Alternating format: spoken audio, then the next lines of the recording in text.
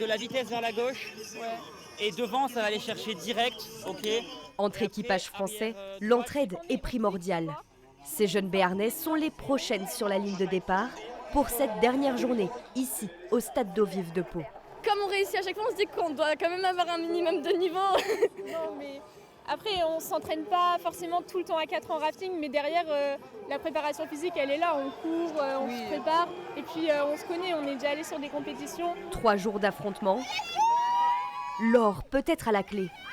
Des mondiaux chez elle, soutenus par des supporters tout aussi stressés. Et des centaines de curieux étonnés de l'ampleur de l'événement.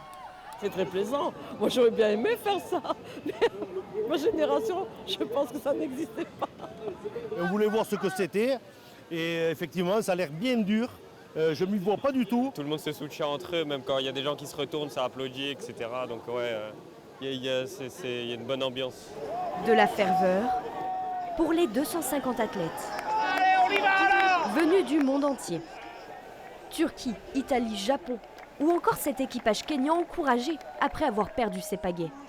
Mais aussi les champions brésiliens, dans une compétition diffusée en direct dans le monde entier.